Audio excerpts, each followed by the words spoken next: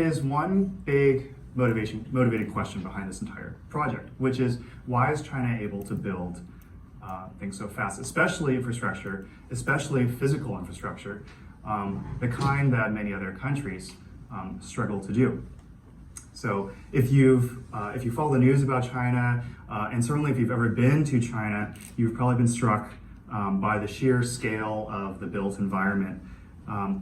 China has, and always likes to remind everyone that it has, the world's biggest and fastest and tallest everything. The world's biggest airport, the world's tallest bridge, the world's fastest trains.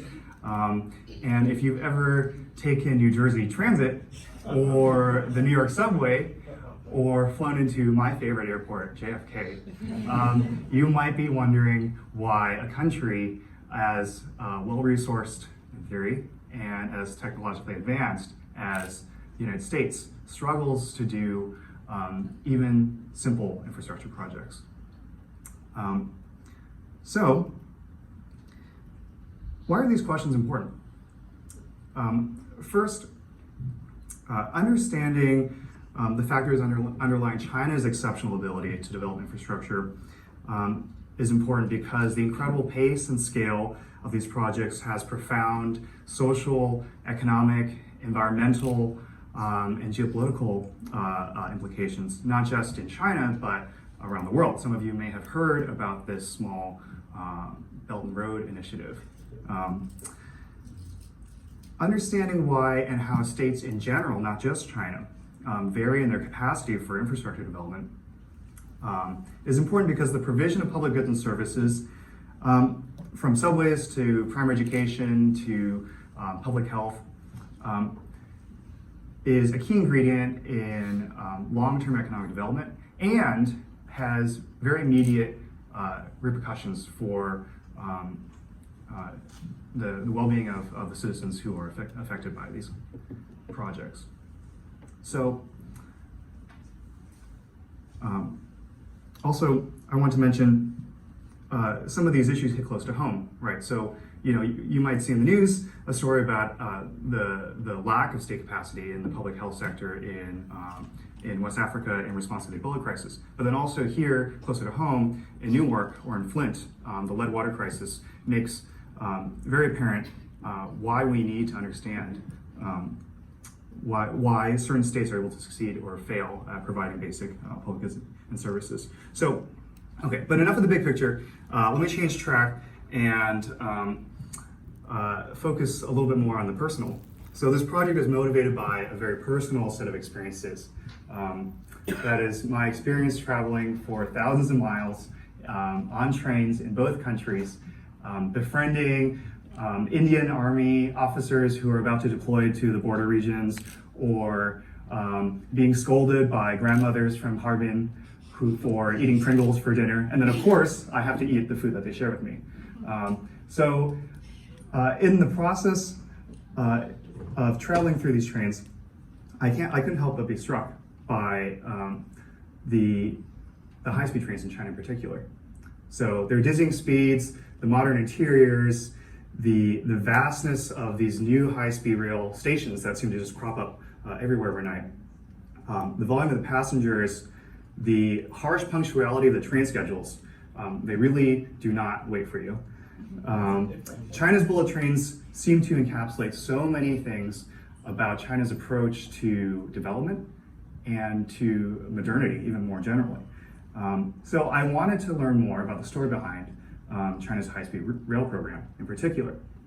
And the story sort of, you can start in different places, but the story kind of begins with the first line opening between Beijing and Tianjin in 2008, right before the Beijing Olympics. Interestingly enough, Japan opened its first Shinkansen bullet train right before the 1964 Tokyo Olympics. So I think there's a story of Spain as well. So it's sort of interesting. None of these are coincidences. Just to give you a sense of the scale, in the past decade or so, China has built from nothing over 18,000 miles of high-speed track, making it now the largest high-speed rail network in the world. And again, just to give you a sense of scale, The Beijing-Shanghai high-speed line alone costs more than the Three Gorges Dam. Today, a train from Beijing to Shanghai, topping out at over 200 miles per hour, can take less than 4.5 hours to complete a journey that is about the same distance as an Acela train going from Boston to DC. For those who have traveled that, you know it doesn't take 4.5 hours, and that's on a good day. More than 5 million passengers, actually these numbers have to be updated because they keep changing constantly, but the latest figures that I have, more than 5 million passengers take Chinese high-speed trains daily, comprising well over half of total train trips in the country, and eating significantly into air travel over the same routes, especially journeys of less than 500 kilometers. China's high-speed trains have already begun to alter the process of urbanization across the country and patterns of migration. And many people I talk to, just again on a more personal level, many people I talk to, from students to migrant workers to retirees, many people have told me about how their lives have really changed after a high-speed rail station was opened in their hometown. So, but importantly, not everything has run smoothly. So this is important. In 2011, a crash near Wenzhou killed 40 people. Perhaps just as bad, there was a major cover-up lasting for several days. While the overall safety record of the high-speed network in China is actually quite good, and it actually so far is better than European counterparts, worries about safety and quality persist. Also, this is also very important, corruption is endemic in the railways. So Liu Zhizhen, who was the former railway minister, who was largely responsible for shepherding China's high-speed rail program, is now in jail on a life sentence for corruption. Also, the high-speed rail program has accumulated a massive amount of debt. Again, these are some of the latest figures, but over $800 billion of debt, although most of it is held domestically by state banks. If you have questions about the financing, I'm very happy to talk about that later. Yet, despite all these problems, I view China's high-speed rail program as a case of relative success in terms of state-run infrastructure development. So I just wanted to, by the way, all these photos, these are my own. I didn't want to expose you to any state media. So these are photos that I took. Let's see. This is the new, so-called indigenously built Fuxing Hall, which is supposed to be 100% Chinese. And these are the trains that are now running, for example, from Beijing to Shanghai at 350 kilometers per hour. And they have Wi-Fi on board, which is probably the best part. This is the interior of actually one of these new trains. And interestingly, you can still see, if you travel on these trains, you can still see the speed, the live speed. And I'm told, I actually didn't see this myself, but I'm told that in the early days when these trains started running, people would gather near the front and watch as the speed would climb to 200, 250 kilometers per hour. So, okay. The trains in India are a different story. Originally built by the British during colonial rule for the movement primarily of commodities and troops, India's railway network had become, by independence in 1947, one of the most expansive, modern, sophisticated railway networks in the world. However, in the decades since, India has struggled to modernize its railway system, which has been increasingly overburdened by years of rapid economic growth. That's a good problem to have in a way, but it's still a problem to have. Since independence, total track length has grown by only 24%. Freight speeds have increased by a third, averaging, and these are including stops and delays, averaging around 15 miles per hour. The fastest trains from Delhi to Mumbai, which is about the distance roughly between Beijing and Shanghai, take well over 16 hours, and that's without any delays, which are actually the norm. So,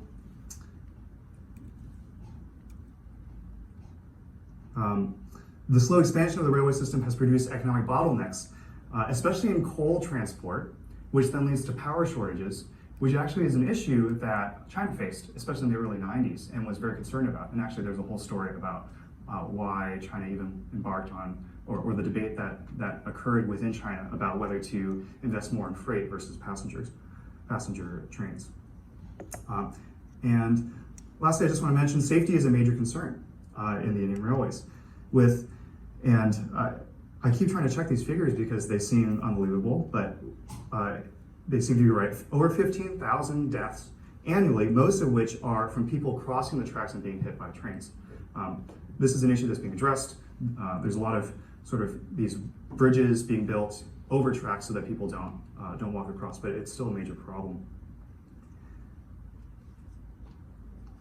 So, and then just to give you a sense again, right, this is the Chinese high-speed rail network compared to some of its peers. So as you can see, China's total rail network, including conventional trains, has overtaken India's and now ranks in size only to the United States. China's pace of new railway line construction far exceeds that of India's. And actually, the pace at which China builds new high-speed rail track is greater than the pace at which India builds normal conventional track. So, to be sure, and I'll come back to this a little bit later, India has also had its successes, most notably with the Delhi Metro. But overall, there exists a striking gap, as I try to make clear, in the ability of these two states to develop their railways. Also, I should mention that there's a reason why I chose these two countries, and I can talk about this in more detail later if you are interested. But normally people do a comparison between India and Pakistan or China and other East Asian countries. But I wanted to break a little bit out of these sort of regional categories and really ask questions about what might be learned across countries, across regions, across regime types. So I'll get into all this later.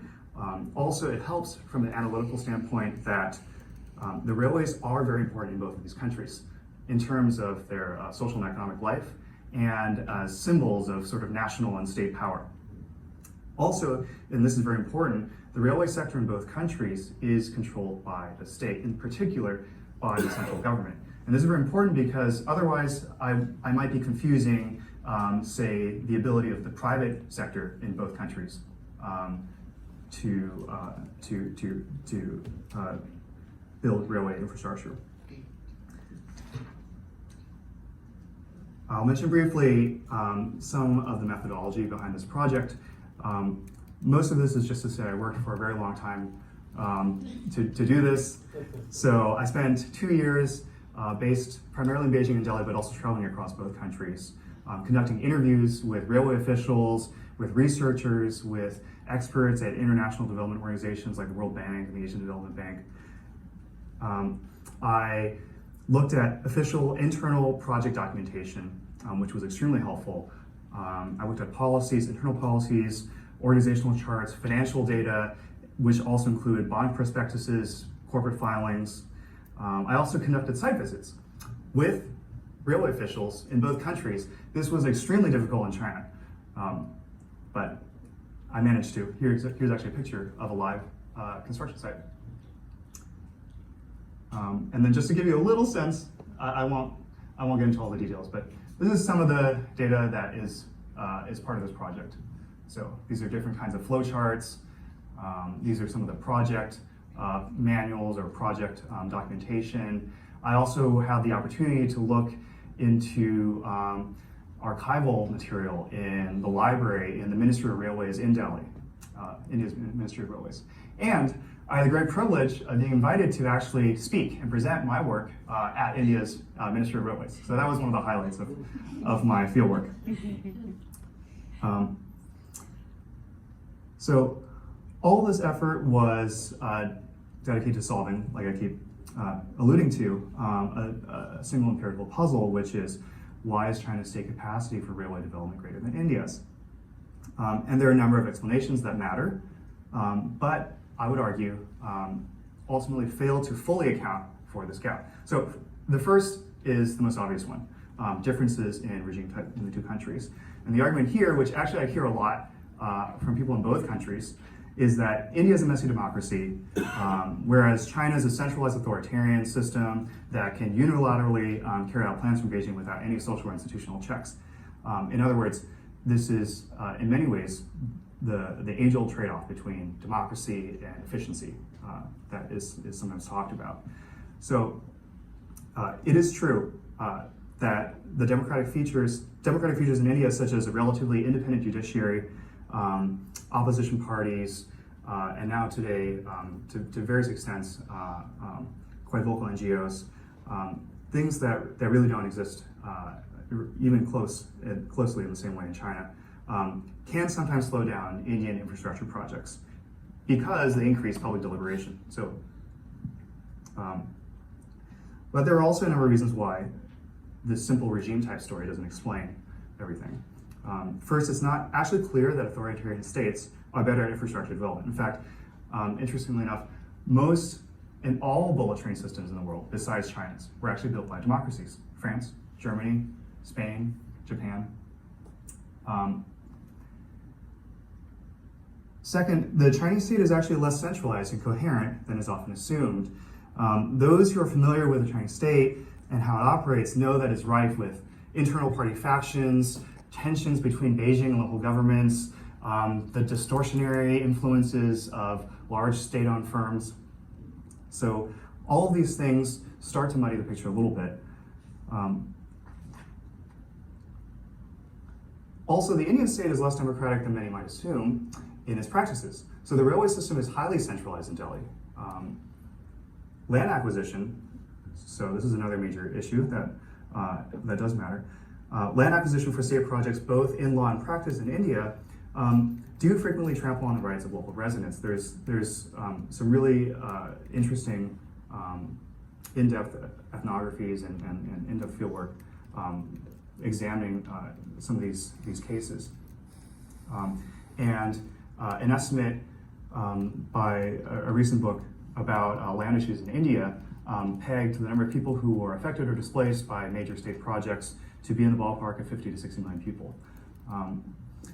Also, I just want to mention that on the issue of land acquisition, one of the reasons why I want to study China's railway program is, especially its high-speed program, is because a lot of it's actually elevated track or tunnels, which is to say the land requirements are much lower than something like a dam or a special sort of industrial zone.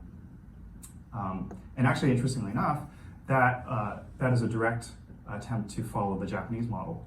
The Japanese themselves wanted to spend more upfront on elevating track and building tunnels in order to reduce the sorts of delays and conflicts that arise from the land acquisition process.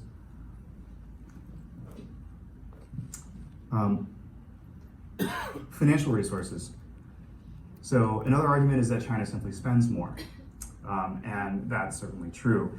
Since 2008, China has spent over 10 times India spending over the same period on railway infrastructure. Yet, India's investments in its railways are still quite significant. And in fact, the Indian Railways is the second largest recipient of the country's total capital spending every year, second only to the Indian Army. Moreover, high-profile railway projects in India, such as the dedicated freight corridor and the new or under construction bullet train from Mumbai to Ahmedabad, are financed with billions of dollars of soft loans from Japan and the World Bank and the Asian Development Bank. And yet, these well-financed, well-resourced projects still face the same slow speed of implementation. As India's former chief economic advisor, Arun Subramanian, once said, India's primary constraint is not resources, but, quote, the ability to spend well and spend quickly. So lastly, differences in history and culture certainly matter. Obviously, India has a colonial legacy that China does not have. China has a long experience with state bureaucracy and public administration. These factors all, I'm sure matter, but I would just issue a word of caution when it comes to using some of these as explanations. So, for example, Confucianism, just to take sort of a glib example. Confucianism, which was previously used to explain China's relative backwardness, is now used to explain China's success by some people. So I just think this is sort of, there are definitely risks to using some of these cultural arguments in a way that is less rigorous than ought to be done. So I won't say more here, but I just wanted to note that these factors are important. My argument is that in addition to these factors, there's still more that needs to be explained. And in particular, I argue that this sort of missing factor, or one of them, is what I call bureaucratic structure, which is the organizational structure, including the formal and informal relations of state bureaucracies. So it's interesting, there's a lot of work in sociology, on public administration, about the importance of organizational structure on, say, firm performance, or on universities or nonprofits. But there's actually not as much attention paid to the role of organizational structure in states. So specifically, I propose a typology of organizational forms. You know, bear with me because it's getting a little bit into the theoretical framework, but I argue that we might be able to view an axis along which state organizations could fall. Nodal versus diffuse. Organizations that are nodal in structure are characterized by a high concentration of both decision-making power and responsibility at key nodes up and down the hierarchy. And I want to make clear, this is not to say necessarily that centralization at the top is what I'm talking about. There's a big debate about centralization versus decentralization, and actually I think that debate has sort of run its course now. I really think there's much more interesting work to be done about the actual distribution of power within state organizations. So also, and I can talk about this in more detail later at some point, but truly centralized structures have been tried before. We saw China before the Reform era, mostly dominated by that type of structure, and the outcomes were, let's just say, not the same as today. I argue that organizations that are diffuse are characterized by overlapping lines of authority and accountability.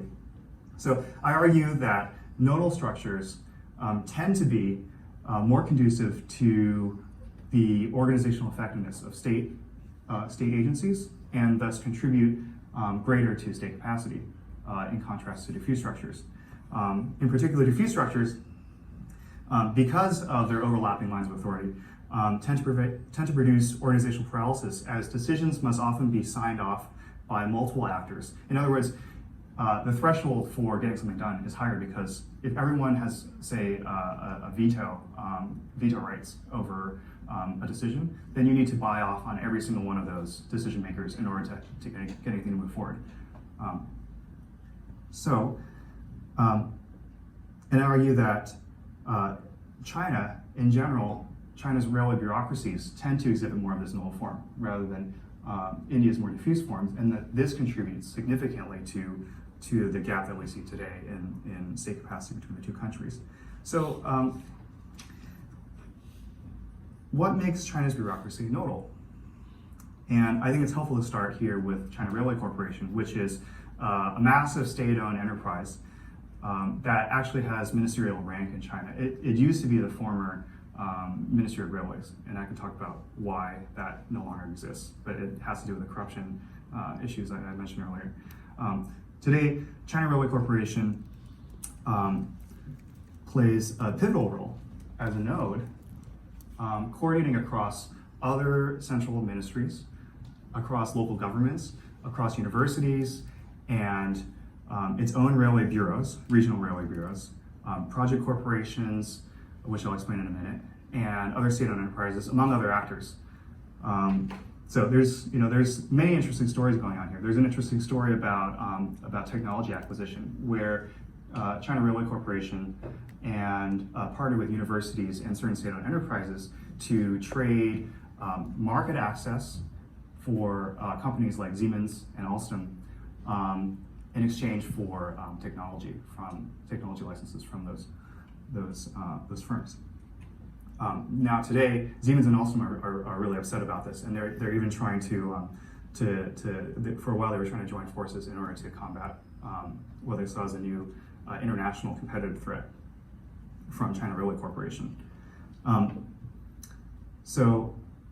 Interestingly enough, also back when China Railway Corporation used to be the Ministry of Railways, the railway minister himself used to meet and negotiate personally, directly with the heads of provincial governments, so party chiefs and governors of provincial governments, who would make pilgrimages basically to Beijing, almost begging for new high-speed lines, because those were seen as an important resource for boosting economic growth within their jurisdiction. For the actual development of new railway lines, China has an interesting model that's centered on these special purpose project corporations. So the structure goes something like this. It's formed as a joint venture between China Railway Corporation and the provinces through which the proposed line will run through. So if we're talking about the Beijing-Shanghai line, so we would have Beijing, Tianjin, Hebei, Shandong, Jiangsu, and Shanghai. And part of the equity portion of the local governments would be the costs associated with land acquisition. So local governments are responsible for land acquisition. That gets folded into their portion of the total of their equity stake.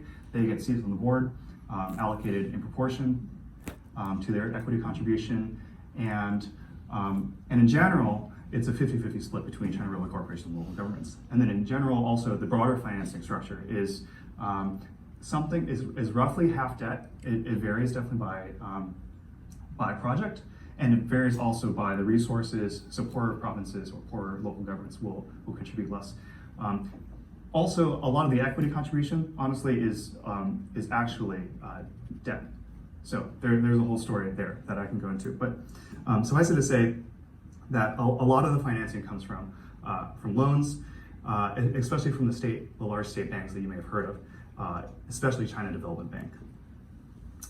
These project corporations, which are ultimately responsible for the execution of the project itself, themselves act as nodes. So they actually play a key role coordinating with state banks, coordinating with the various regional railway bureaus of China Railway Corporation. They work with local governments. In fact, from my interviews, a key function that the project corporation plays is just pushing along the land acquisition effort by local governments. And they also work with contractors, which themselves are state-owned enterprises. So importantly, the project corporations themselves, so for example, the Beijing-Shanghai High-Speed Rail Corporation does not actually do the construction work. Their whole job is to manage all these relationships and manage these contracts. They create the bidding structure, they create the contracts, they select who gets awarded the contracts, and they manage and supervise and monitor and ultimately cross-check the work of these contractors. These project corporations are actually quite compact in structure, with usually about 40 to 50 staff headed by a single project manager who has significant decision-making power, including the ability to hire his own team, and is ultimately responsible for the success or failure of a project, including meeting construction deadlines and staying on budget. The whole team usually stays for the entire duration of the project. So that means for the typically 5 or 6 years it might take to build one of these high-speed rail lines, they will live on site, often away from their families. And interestingly enough, when I see Belt and Road projects or just Chinese projects outside of China, I actually see a similar model. And a lot of people local residents from those countries are a little bit shocked and confused by this sort of, why would a Chinese person live in Zambia for 5 years away from and never see their family, or maybe once a year? But it's a model I actually see recurring over and over again. Importantly, keeping the same team on a project the entire time helps to ensure that results are tied to that team. So there's no way you can say, well, it was my predecessor who made some mistakes, and this project failed because of them, not me. Also, the projects are evaluated as a whole, and teams are evaluated as a whole, which means if you happen to have been on a very good team or a very successful project, you might be staffed perhaps at a higher pay grade on a more high-profile project. So, for example, a young deputy engineer who has had experience tunneling through the limestone karsts in Guangxi might be asked then on the next project to take a higher position, maybe as the chief engineer of the project, at 4 projects that face similar challenges. And if there are any major safety or quality issues, the teams are sanctioned both formally through a scoring system, but perhaps more importantly, they're sanctioned in terms of their reputations, which in the very, very sort of tightly knit network community of railway people in China has a lot of weight. Also, so altogether, these features of these project corporations, their autonomy, the strict linkage between project outcomes and the teams, the small and stable team structure, they make them and their project managers key nodes in the whole railway development process, and I argue contribute a lot to China's ability to build these high-speed rail lines so quickly. There are other factors that I could mention that also help. So there is a big push to standardize as much of the railway construction process as possible. And that was actually a very interesting project, and a lot of documentation is out there about that in Chinese. Also, the benefits from scale of having done so many of these projects in such a short amount of time. As one of my interviews explained to me, a 30-something-year-old engineer in China would have more experience building high-speed rail than someone nearing retirement in Germany or France, just because they have seen so many more of these projects and been part of this. It also helps that actually China's geography and terrain is actually quite complex. So you do get the full range of extremely cold climates, the sort of soft limestone karst that I was talking about. India. Indian Railways, which is India's national railway operator, is also a massive state bureaucracy under the Ministry of Railways in Delhi.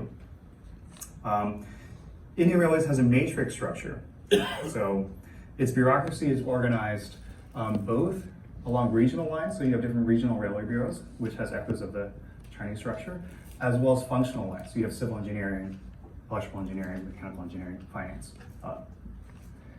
Interestingly enough, and true to the idea of a matrix structure, these sort of functional divisions repeat themselves at every level of the regional hierarchy, right? So you see a civil engineering team appear at the regional railway bureau level, and all the way up to the railway board, there is a member of the railway board for each of these functional groups.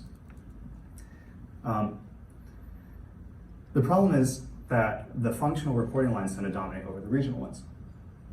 So to give an example, if we actually look at a regional bureau, in theory, the bureau chief oversees the chief engineer and the chief finance officer. In reality, though, the chief finance officer really reports to the finance commissioner, who is a member of the railway board. And the reason I say that is because, as was explained to me by a number of interviews, the chief finance officer's individual performance evaluation and prospects for promotion or better transfers in the future depend much more heavily on the finance commissioner and other senior finance staff than the regional bureau chief.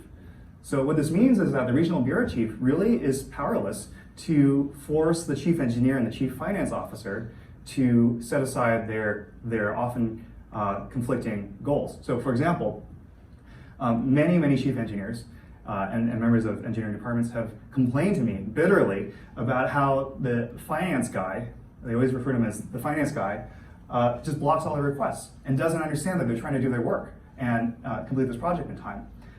That's because the chief engineer, their primary goal is to finish the project on time. The chief finance officer, so I actually interviewed some of these finance guys, they complained to me that the chief engineers all send them rush through paperwork that's mostly incomplete, and that if they only spent a little bit more time trying to do their job properly, the finance officer would approve these requests. So what you end up having is a back and forth, and most strikingly, it's a very distant sort of relationship. In fact, I would even say it's a very antagonistic one, where both sides, the construction team and the finance team, have in many ways competing sort of sub-goals, but the same overarching organizational goal, which is to complete the project on time, on budget, and yet they deal with each other as if they were emissaries from foreign countries. So they will just send paper back and forth, and you can imagine each round of back and forths takes up time. And I was just shocked.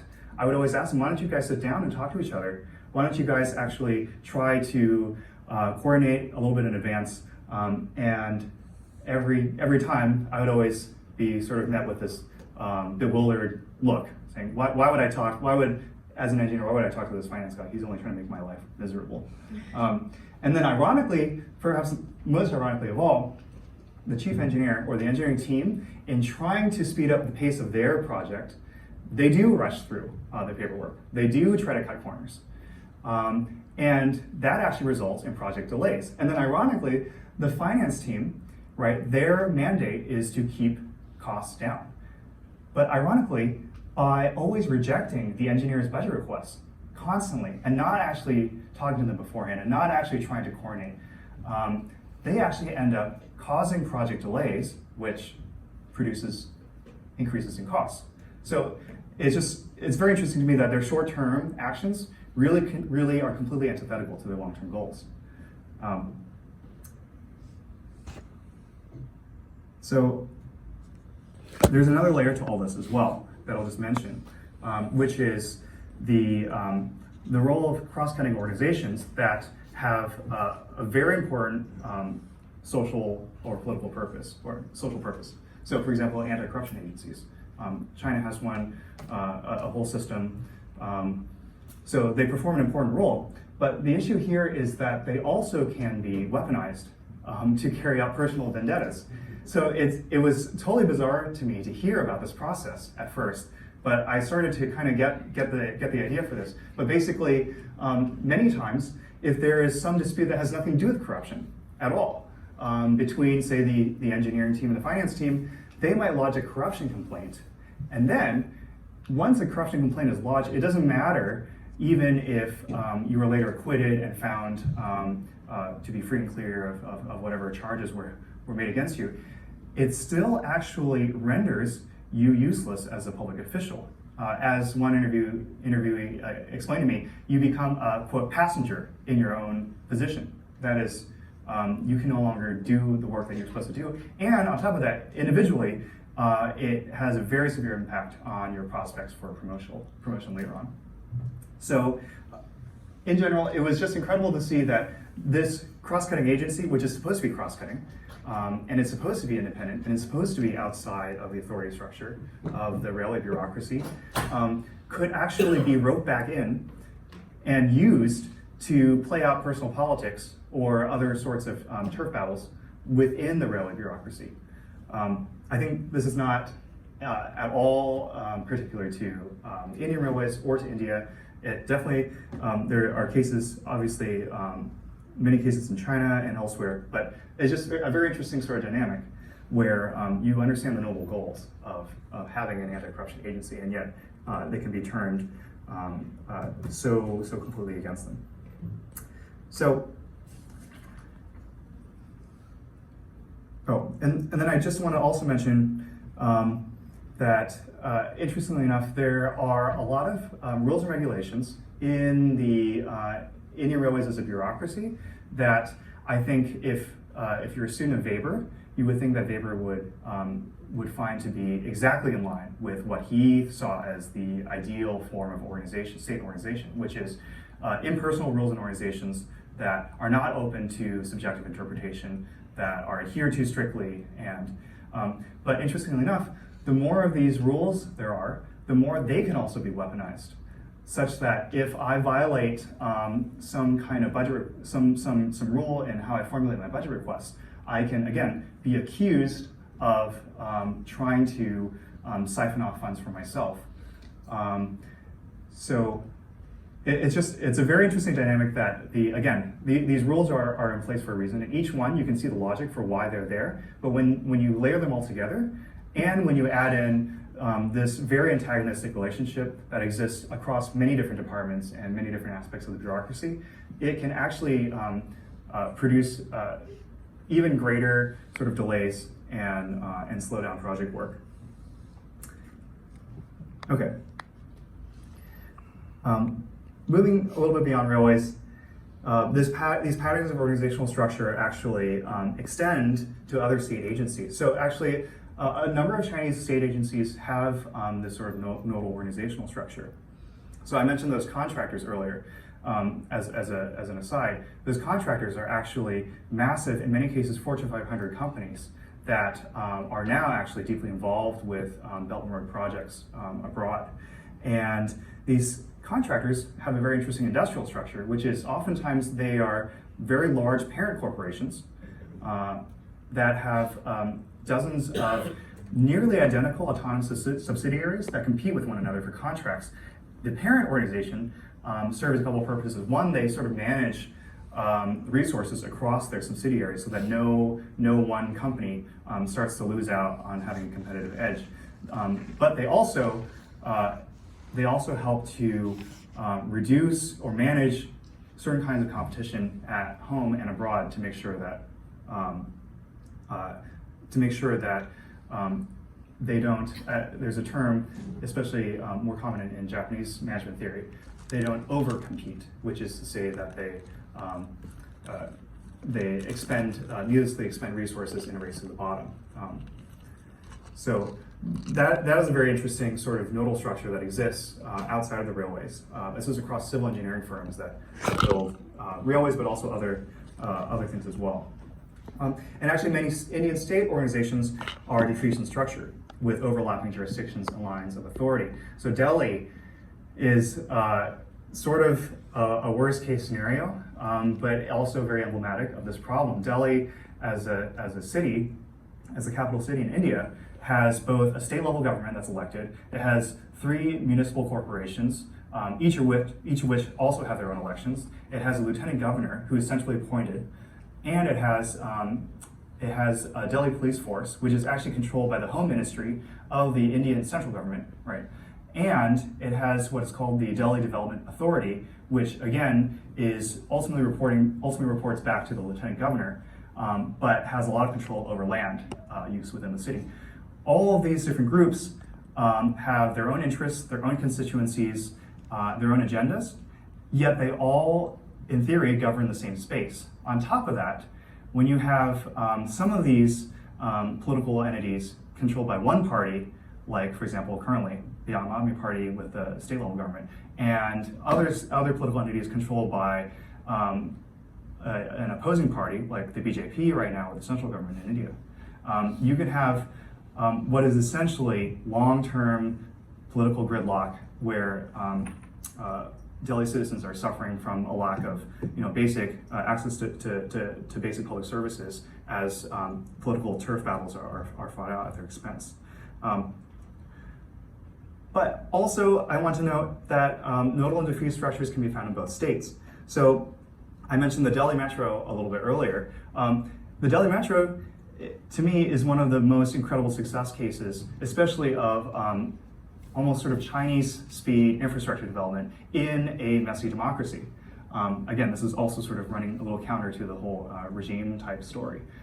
Delhi Metro has a high degree of autonomy from the Indian Railways, from other aspects of the Delhi government, and they build at a pace that you'll see every time I go back to Delhi to visit. I see new stations and new lines cropping up.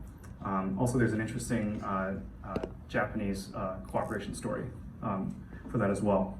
And then not all of China's state agencies are nodal in structure and effective. So until recently, the Chinese environmental protection bureaus and institutions were hopelessly diffuse in structure. That is, the local Chinese environmental bureaus, protection bureaus, report ultimately to a central protection agency in Beijing, and yet the actual levers by which they're supposed to execute their policy belong in the hands of local governments who, again, until relatively recently, were primarily concerned with economic growth. So, okay, so we're getting close to the end. The key takeaway. So if there's one thing I want you to take away from this talk, it's that not all bureaucracies are created equal. That the organizational structure of states matters. It matters for the ability of states to do the very things that many of us take for granted today. And there are a few questions that follow from all this. One is, where do these organizational structures come from? Right. So for China, for example, before the start of the reforms of the 70s and 80s, the Soviet Union's command economy was a large source of inspiration for China's own bureaucratic structure, which is of all sources of inspiration. I feel like the Soviet Union bureaucracy is probably the last one I would go to. But then, starting in the 80s and especially into the 90s, China began to look elsewhere, beyond the Soviet Union, to the West and to Japan for new sources of ideas for how to do project management, and including, and this is an interesting case study that, again, once I finish this whole dissertation thing, I would like to explore in a little more detail, but there is a dam, the Lubuga Dam near Chongqing, that was built in the mid-1980s. That was actually one of the first Chinese projects that was opened up to international bidding. The World Bank played a pivotal role in that, and I've actually seen and gone through the World Bank documentation. And in that through that project, Chinese infrastructure developers, these sort of state-owned firms, were exposed for the first time to a whole new way of doing their work, of building dams. And actually, interestingly enough, I've even uncovered some of the old People's Daily articles exhorting other state enterprises and other state organizations within China to follow the Lubuga model. And how do states change their organizational structure, right? So I was struck in my research in India by how much of the bureaucratic machinery today, not just a lot of the laws, but there's that as well, but a lot of the bureaucratic structure today is almost identical to that which was left over from British colonial rule. It was shocking. In fact, a lot of the, I didn't show you the actual names, the titles of the positions within the Indian Railways, just for sake of clarity, but a lot of those titles and positions are exactly as they were in the archival documents that I found in the Ministry of Railways library in Delhi. There's sort of in contrast to that, there's an interesting story about that I was told by by a couple of Indian Railways officials about China's efforts to learn from India, and so they told me about this process of containerization, which for those of you who are familiar with sort of logistics, this is using shipping containers which are modular and easier to transport across different transport modalities. That's a much more efficient system, and India was experimenting with this and created a whole a specialized state-owned enterprise essentially for containers. A set of Chinese officials came over, studied that, and this is recounted to me by Indian Railways officials. A set of Chinese officials came over, studied that, brought it back home, created almost the same kind of containerization corporation, improved on it, and then was able to actually implement it. And so to me that was very interesting. Not only is it's not only interesting when one country can learn from so-called more developed countries or countries that have already have had experience, but other sort of global South countries learning from each other is a very interesting phenomenon to me. Also, do certain kinds of organizational structures fit certain contexts better? So for example, or do they fit certain kinds of policy goals better? So, for example, nodal structures that I keep touting as better, at least in the railway sector, might not actually work so well for a purpose like regulation, or maybe for public health. And then, lastly, how does state capacity affect politics? So, there's a question here about whether the very options that are out on the table for what a state can do affects then the policies that are being considered or up for debate in those countries. An example of this, I would argue, is I would argue that a lot of India's limited state capacity for long-term infrastructure development leads politicians to pursue short-term policy options like subsidies for water and electricity, which provide immediate social and political returns, right? But much lower long-term returns compared with, say, investments in pipelines and power plants and electrical transmission. I'd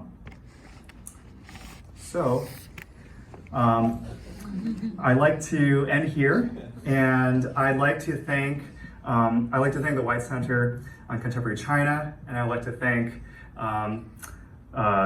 my beneficiaries behind the Yanhua Fellowship. I'm very happy to chat afterwards, and I'm very eager to hear your questions. And you can always feel free to email me if you yourself have some thoughts or questions. So thank you very much.